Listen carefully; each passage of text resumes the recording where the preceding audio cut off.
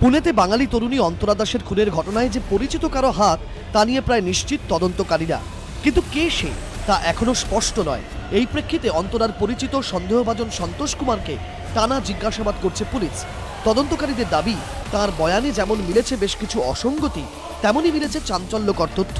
পুলিশের দাবি, জিজ্ঞাসাবাদের মুখে সন্তোষ জানিয়েছেন একদিন অন্তরা জানান তিনি বিয়ে করছেন।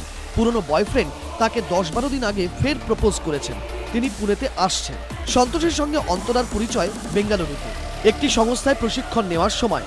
অন্তরার পরিবারের দাবি, সেই সময় থেকেই অন্তরাকে উত্ত্যক্ত করতেন সন্তোষ। পুলিশের দাবি, সন্তোষ যে নিয়মিত অন্তরাকে ফোন করতেন তা জিজ্ঞাসাবাদের মুখে স্বীকার করেছেন সন্তোষ। পুলিশ সূত্রে খবর, সন্তোষ ও অন্তরার মধ্যে বন্ধুত্ব ছিল, কিন্তু মাঝখানে তাদের মধ্যে সমস্যা হয়। সন্তোষের ফোন পেলে অন্তরা বিরক্ত হতেন, সন্তোষ বুঝিয়ে রাগ কমাতে চাইতেন, কিন্তু অন্তরার মনে হয়েছিল সন্তোষ বিরক্ত করছেন, সেই জন্য মাসে 1-2 ফোন করতেন সন্তোষ। অন্তরা যখন জানান বিয়ে করছেন, তখন সন্তোষ বলেন অল দ্য বেস্ট। সন্তোষ পাল্টা প্রশ্ন করেন, এটা আগে বললে না কেন? তাহলে ফোন করা আগেই বন্ধ করে দিতাম। পুলিশ সূত্রে খবর, সন্তোষের দাবি খুনের দিন তিনি বেঙ্গালুরুতে ছিলেন।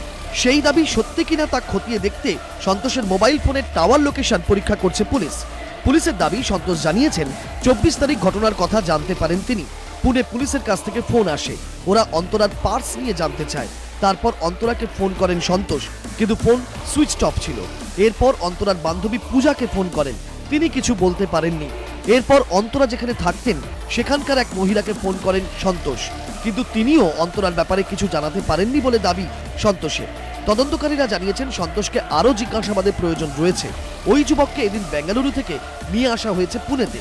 প্রয়োজনে মৃত তরুণীর বোনের সঙ্গে মুখোমুখি বসিয়ে জিজ্ঞাসাবাদ করতে পারে পুলিশ।